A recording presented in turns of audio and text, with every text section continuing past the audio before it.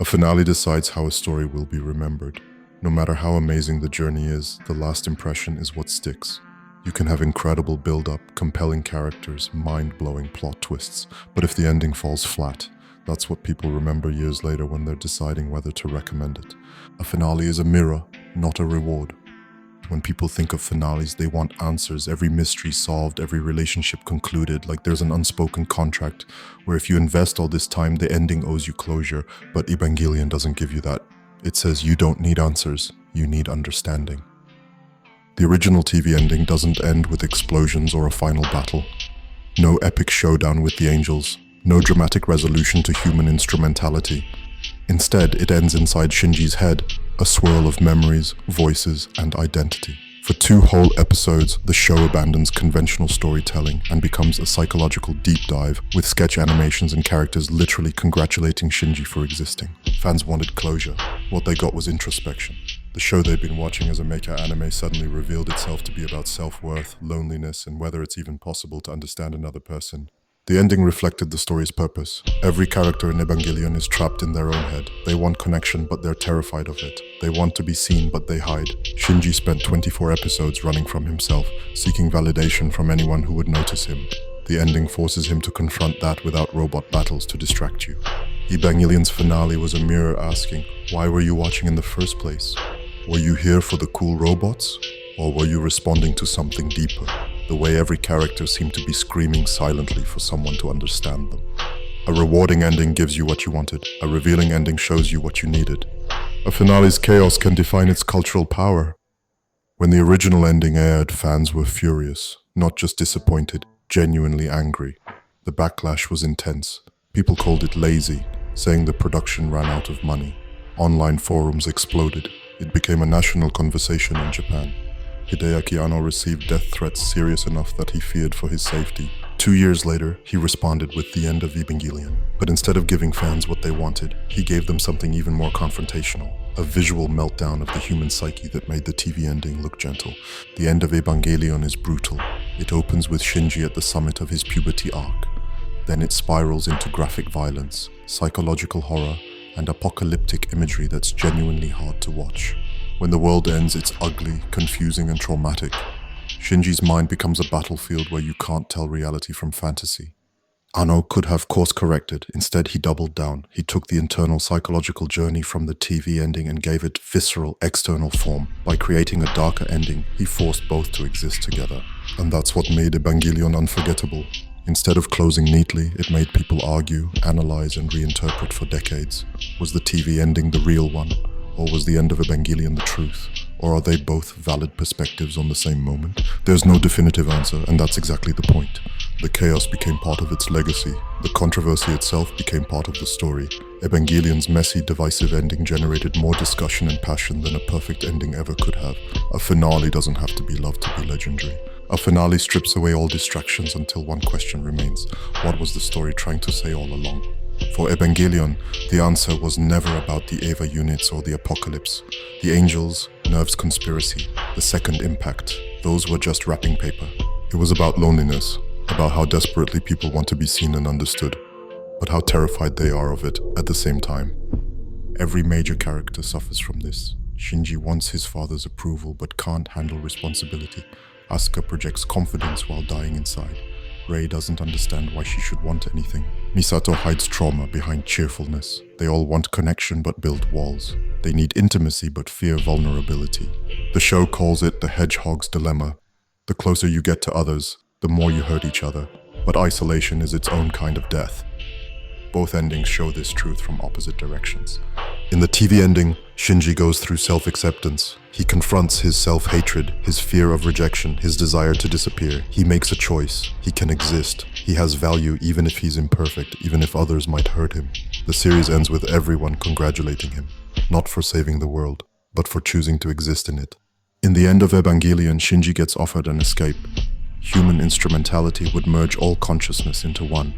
No boundaries, no loneliness, no rejection. It's the ultimate fantasy for someone terrified of connection. Intimacy without risk, understanding without vulnerability, love without pain. But Shinji rejects it. He chooses to return to a broken world where people exist separately, where pain is possible, where he might be alone again. He chooses reality over fantasy because without separation, there's no real connection. The message is the same. The only way to connect is to face reality. You can't have genuine connection without accepting the risk of pain. The boundary between people, the AT field that separates one person from another, is exactly what makes connection meaningful. The way a story ends defines its conversation with time. For 30 years, people have been debating what Evangelion means. New essays still get written. University courses analyze it. Artists cite it as inspiration. Each generation finds something that speaks to their moment. A good ending satisfies you, but a great ending haunts you. It lives in your mind, growing as you grow, revealing new layers every time you revisit it. Evangelion's endings created infinite space for interpretation. Because they refuse to explain everything, they invite participation. The audience doesn't just consume the ending, they complete it through their own understanding. Every viewer brings their own experience with loneliness and connection, and it reflects that back differently for each person. This is why Evangelion's cultural footprint is massive, despite being a relatively short 1990s series. You can never fully solve it, never arrive at one definitive reading. The endings are designed to be mirrors, and mirrors always reflect the person looking. Anno himself revisited it decades later with the Rebuild films. The final film, Evangelion Thrice Upon a Time, came out in 2021, 25 years after the original series ended. The Rebuild finale is warmer, more hopeful. It lets Shinji grow up, move forward, choose life as a genuine embrace of possibility. It's Anno's final word on his relationship with a story he created during depression that trapped him for decades. The Rebuild films let both him and Shinji say goodbye and move forward. But even this final ending doesn't invalidate the others. It exists alongside them as another perspective on the same questions. That's why Evangelion echoed instead of ending. It's remembered because it made people ask better questions. Not what happened to the characters, but why do we isolate ourselves? Not what was Nerve's conspiracy, but what does it mean to truly connect? Not did humanity survive, but what makes life worth living despite its pain? These are questions without final answers, questions every generation has to answer for themselves. By centering its finale on eternal questions rather than plot resolution, Evangelion ensured it would stay relevant as long as humans struggle with loneliness and connection. The best finales don't end conversations, they start them. Evangelion's multiple endings didn't weaken its legacy. They strengthened it by showing that truth is complex, that perspective matters, that there's rarely one simple answer to the questions that actually matter. Rebooting a classic is one of the hardest things you can do. You're trying to update something beloved without losing what made it special. It's like rebuilding a house where everyone still lives inside. You have to fix the foundation while making sure no one hates what you change. And no anime shows how tricky that is better than Evangelion. Because Rebuild of Evangelion isn't just a reboot. It's a remake, a sequel, and a goodbye all at once. So the question is, how do you actually reboot a classic the right way? And how do you completely miss the point? Let's break down what Evangelion got right, what it almost lost, and what every reboot should learn from it. Number 1. Don't copy. Translate. The first Rebuild movie, Evangelion 1.0, You Are Not Alone, is basically a scene-for-scene remake of the original. Same fights, same lines, even the same shots, and it looks amazing, but it also feels a little empty. Because just copying something in HD doesn't make it fresh. The best reboots don't repeat the story, they reinterpret it. That's what later movies like 2.0 and 3.0 plus 1.0 finally figured out. They used modern visuals and pacing to show Evangelion from new angles. They translated the old ideas for a new time. If you're going to reboot a classic, don't just remake what people saw, remake what they felt. That's the difference between a remake that matters and one that's just nostalgia bait. Number 2. You can't move forward if you're afraid of change. In the Rebuild films, Hideaki Anno basically asks himself, what if Evangelion wasn't stuck in its own sadness forever? The original show was about isolation, pain, and emotional paralysis. But the Rebuilds start to ask if healing is even possible after that. That's why the final movie feels so different. It's brighter, warmer, even hopeful. Because Anno isn't the same person he was in the 90s, and neither are we. The biggest mistake reboots make is trying to freeze a story in time, pretending the world hasn't changed. But the whole point of rebooting is to grow with the audience, not to trap them in the past. If you don't evolve, your reboot isn't a revival, it's a rerun. Number 3. Nostalgia is a spice, not the whole meal. The Rebuild movies know their audience loves the original.